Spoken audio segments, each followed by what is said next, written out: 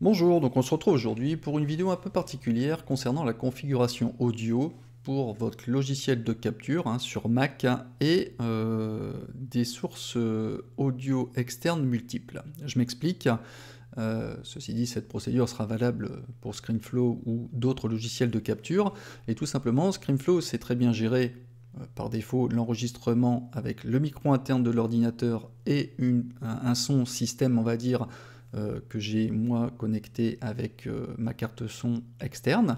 Donc très bien. Inversement, on peut utiliser le son système de la carte audio interne du Mac avec une source d'enregistrement externe, en l'occurrence le Blue Yeti USB, donc un micro externe en USB.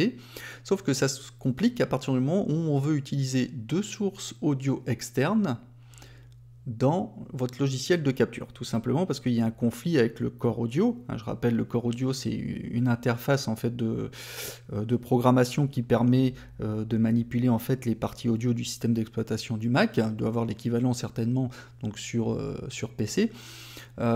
Donc le souci, c'est que si vous mettez en source d'enregistrement dans ScreenFlow le Blue Yeti et l'AudioBox en son système, vous aurez un conflit audio.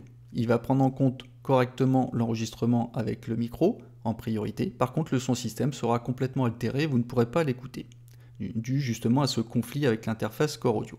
Pour remédier à ce problème-là, il faut qu'on utilise Sunflower. Je vous mettrai le lien, je ne vais pas vous montrer comment l'installer, c'est très rapide. Je vous mettrai le lien dans la description.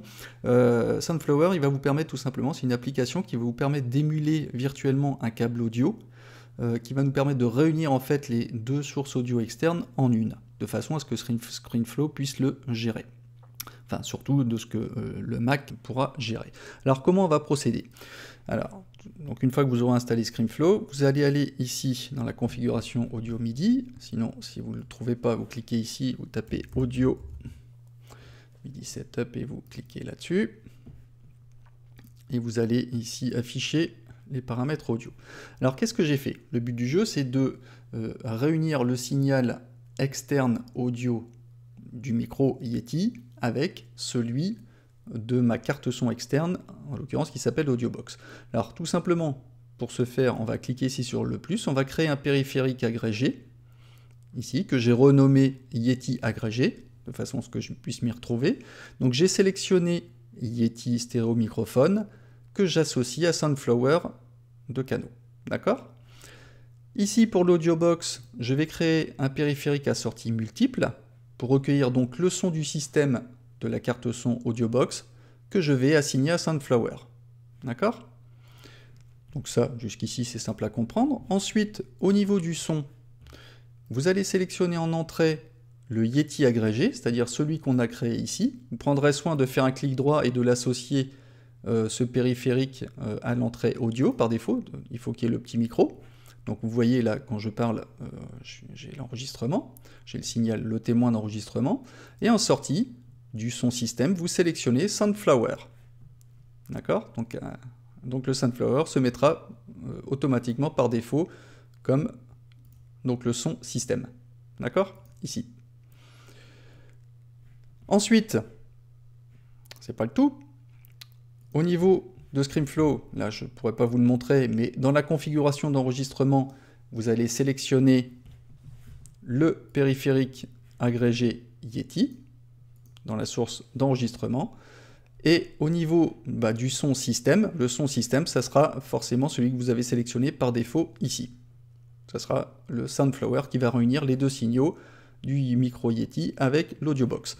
Après, si vous utilisez donc un logiciel autre qui va fournir du son, en l'occurrence, moi ici, ce sont mes séquenceurs, à savoir Ableton Live, Logic Pro, Reason ou d'autres.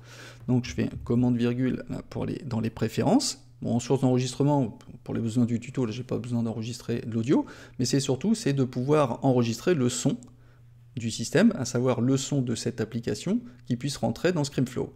En l'occurrence, je vais sélectionner l'AudioBox ici pour Yeti sortie multiple. C'est celle que j'ai dénommée comme ceci, c'est-à-dire l'association de l'AudioBox à Sunflower. Donc en résumé, Voilà, ici, ici. On a donc sur le son système l'entrée donc périphérique agrégé Yeti. En sortie, le Soundflower, ça c'est le son système qui va réunir donc le Yeti avec l'audio box. Et le son système, à savoir le son que vous allez enregistrer de l'application ou du séquenceur, ça sera l'audio box pour Yeti sortie multiple, à savoir ce périphérique là. Et là, ça fonctionnera sans problème. Dernier petit point, une fois que vous aurez fini votre enregistrement avec ScreamFlow, n'oubliez pas de penser à remettre ici, de vous remettre soit sur les haut-parleurs internes pour réécouter ce que vous allez lire lors de votre montage, voire, moi je vais sélectionner ma carte audio externe, puisque c'est là où est branché mon casque. Voilà. Bon bah c'en est tout pour ce tuto, j'espère qu'il aura été compréhensible, n'hésitez pas à me laisser des messages si vous n'avez pas compris, et je vous dis à bientôt pour un nouveau tuto. Allez, ciao ciao!